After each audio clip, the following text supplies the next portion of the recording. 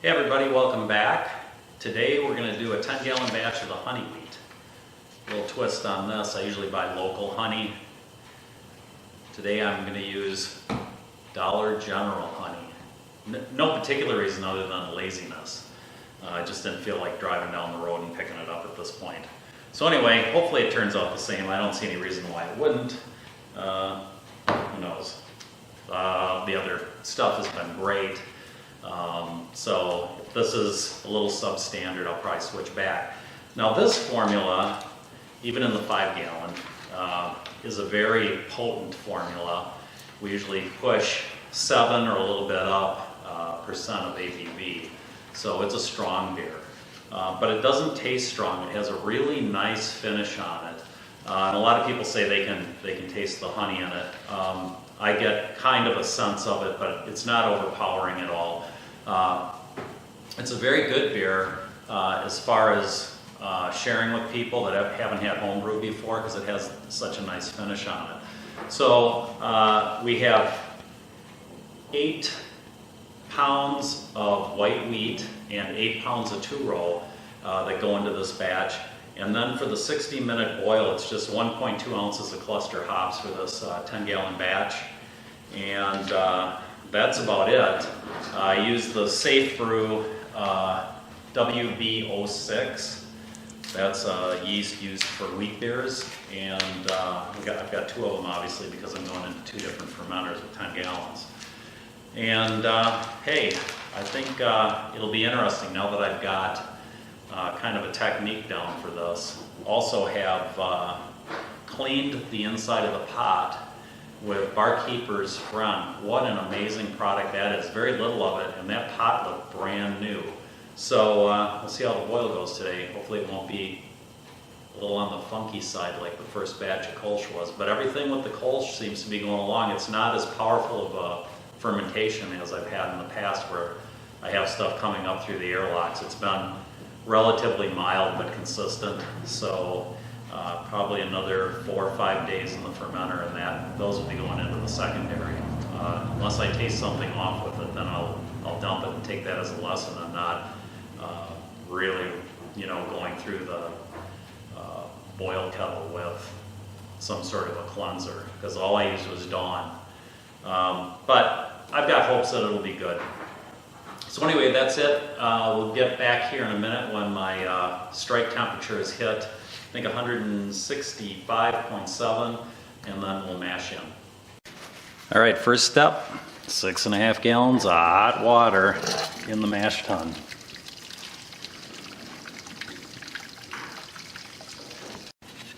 All right, now the fun begins. Let's mash in the grain, 16 pounds altogether. Trying to angle the ladder a little bit differently, because I could really feel it last week when I was getting towards the end of mashing in. Yeah, I know, Eva. I'm just gonna have to wait. She's bored. She's like a little child.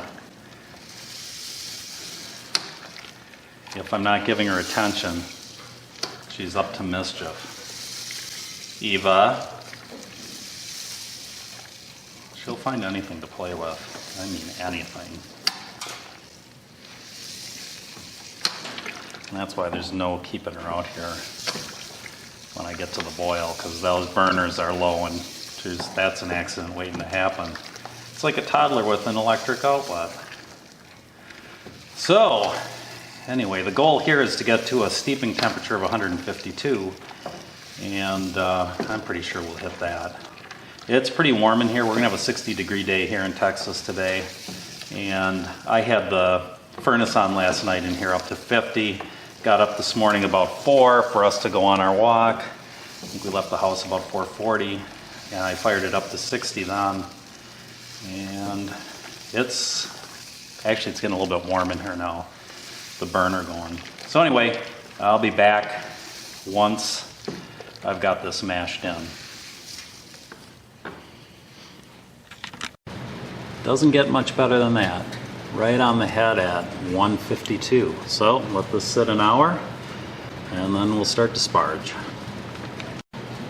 Okay, I'll do my best to show you guys the sparging process, starting with getting the first runnings to clear the grain bed, which you'll hear other people refer to as vorloffing, which just means recirculation.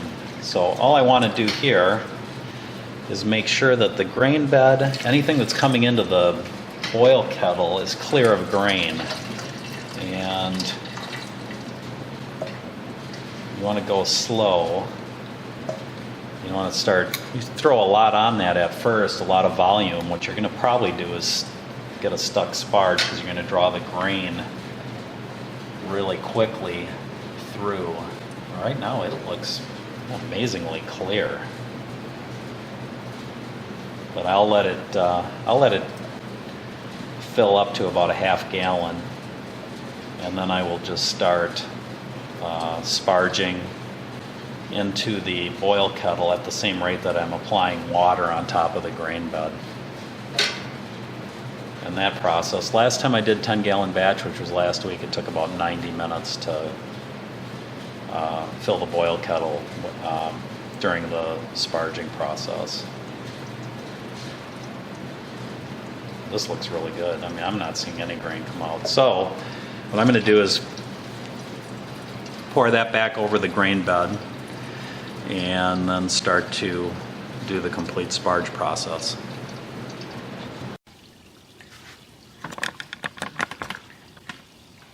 Okay, I am sparging, and I am going in to the kettle at a rate that's, relatively slow. Someone's very unhappy with the UPS driver.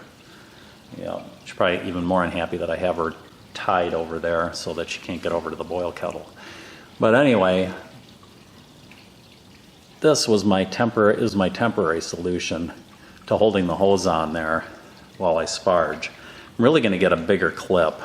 This one I kind of had to manhandle so that it would work, but I feel good about it. And I think it's going to work out just fine for today. This isn't something, with a small one like that I would want to do long term. So I need to get a larger clip or something like that. And that'll be my long-term solution. So anyway, that's about it. I'll come back once the sparge is complete. I'm going to keep an eye on it and make sure that as I'm going along I'm not over sparging the grain, because that will give you a very astringent sort of flavor. I've been pretty lucky. Last week my efficiency was great, and I never had to add any water to the boil kettle, so I think I'm looking forward to having a pretty good brew day here. So anyway, back when it's time to start the boil. Okay, the sparge is complete, and I'm just waiting for the kettle to boil. I had a 1.053 pre-boil gravity, which is actually higher than Beersmith calls for, but I'm going to look back on my previous batches in the 5 gallons and see if I was running about the same gravity. My guess is I was. So anyway, that's it until we throw in the hops, the only set of hops for the batch, which will have a 60-minute boil on them. So back when we toss those in. Okay, we're coming up on the boil here. Should only be about a minute or two. And did see that I had a small leak in my mash tun. I put a new fitting in the bulkhead, a new bulkhead fitting in right on the other side of the valve, and I noticed after Eva was licking the floor under it that there was this really small leak. And so I've torn that apart. I cleaned the mash tun already, and I've torn it apart, and I've tightened the fitting, which was really loose. It was surprisingly loose. I'm not sure why or how that got loose, because it worked fine last time. But I really put some torque on it this time, and it's not leaking now. I'm going to have to probably retape the valve because I took that apart. But otherwise, that seemed to fix the problem. And Going into the boil kettle here in a minute is going to be the cluster hops, and they're just going to go in for the 60-minute boil. There's no other hop addition to this formula at all. And so what I will do is, I'm probably a minute away from popping these in. It's getting really close to temperature. And so I'll put them in, and then with 20 minutes left in the boil, the chiller will go in. I'll get that all hooked up, and then we'll come back about the time that I throw the honey in, and that'll be 3 pounds of honey into this kettle with about, let's say, 2 minutes left in the boil. I usually do it with 1 minute left in the boil, but with 2 bottles having to go in, I'll probably start with 2 minutes left in the boil. All right, see you in a bit. All right, we've got 2 minutes left in the boil, and I've sanitized the honey.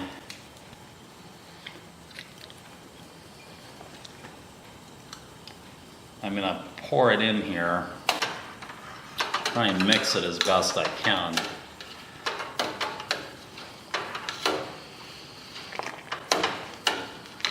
This is the first 1.5 pounds. If it was a glass bottle, I would have removed the labels and actually just dunked it. But with plastic, yeah, I'm not feeling that good about it. Okay, that's one. Let's see how number 2 goes. It's a little bit hard to get these off. All right, here's the second 1.5 pounds. Hopefully I don't feel it on the bottom, so I believe it's mixing in pretty good. Tell you what, this is a very high octane beer. All right. You could preheat these in water if you remove the labels, and it would probably flow in a little bit easier. But I think that's good enough. So let's just try and stir this up again just a little bit.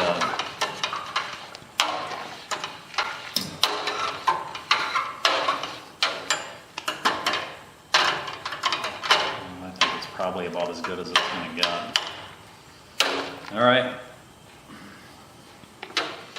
I'm going to let that go for 1 minute longer, and then I'm going to terminate the boil and start the chiller.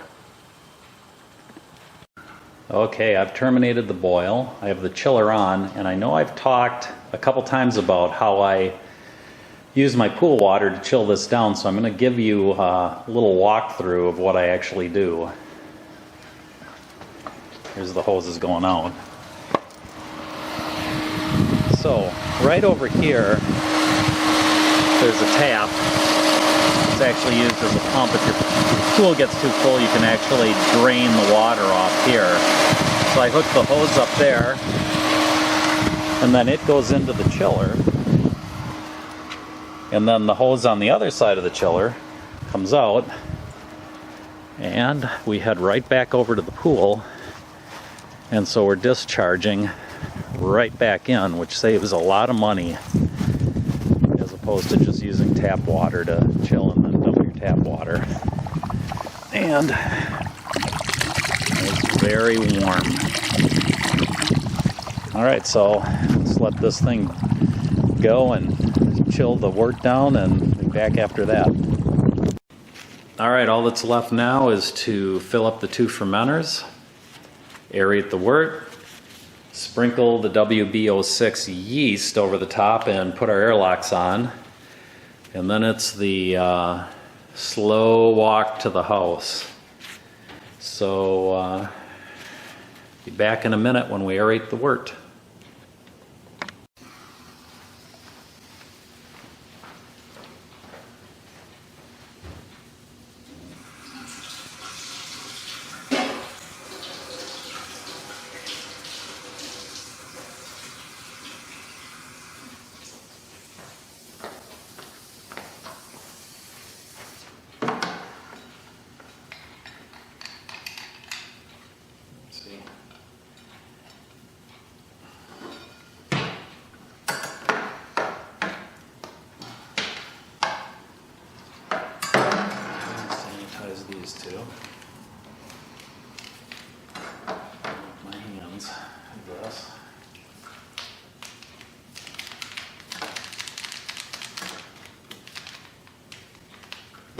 scissors.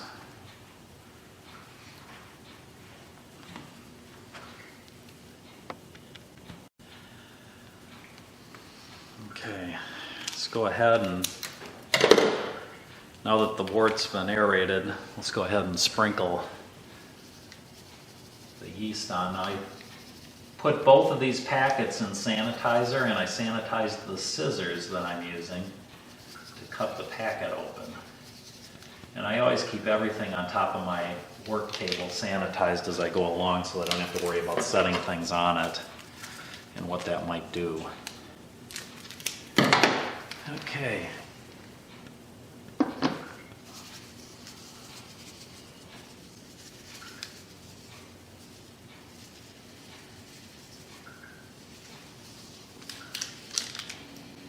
All right, next up, airlocks.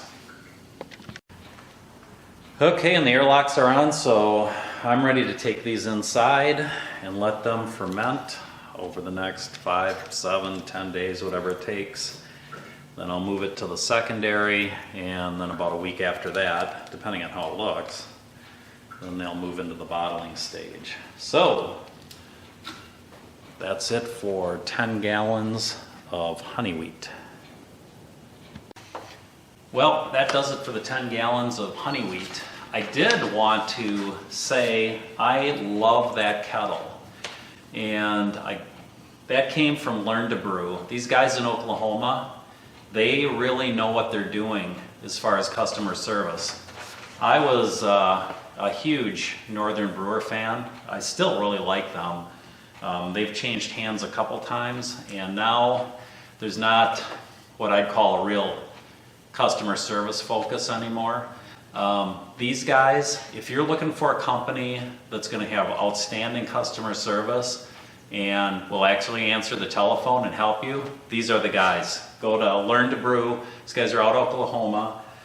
They sent a different kettle to start with, and it was just a simple mistake. It was drilled out. It didn't have the welded ports in it, which is what I wanted. Called them up. They said, we probably just grabbed the wrong pot. We'll get you another one right away. Right away, it came that day. So anyway, thank you to you guys out there at Learn to Brew. Great customer service. Love to see that. I'll let you know how this turns out. The gravities are a little high compared to what Beersmith said. But like I said, I have to go back and look and see where I hit before. I'm not sure how Beersmith figures the honey part into the final gravity reading. I'm assuming that it's in there, baked into it, but I'm not sure because it's listed down at the end. But in any event, it says the post-boil gravity should have been a 157, and I was at a 164, 1064 versus a 1057, so right in the ballpark anyway, close enough. I think it's going to be a great beer. I'm looking forward to sampling it in about a month or so, and we'll talk about how that turned out. A little leery of the Kolsch, but you know, we'll see what happens. So until next time, oh, by the way, remember the undrinkable Kolsch or semi-drinkable Kolsch? It sat for a year back there in the back room. Now it's great. You wouldn't really know that it had a citrusy aftertaste anymore, so it really mellowed with age. And I'd be happy to serve it to anyone now, so I'm really happy that turned out well. They put more into it, put more beers into the cooler, so that's great news. So I guess if you guys end up with a little beer that's a little bit too citrusy for your taste, and you're thinking you might want to just dump it, don't do that. Let it sit for about a year and it'll probably be fine. I still don't know why it turned out differently than the other 3 batches made with the same, exactly the same way, same gravities, same yeast, same code date on the yeast. Hops were all from the same batch too, so no idea why that happened. But anyway, I'm very happy with how it turned out. So until next time, have a great week. Cheers. This has been a Matty Boy presentation. Say bye-bye, Matty. Bye-bye.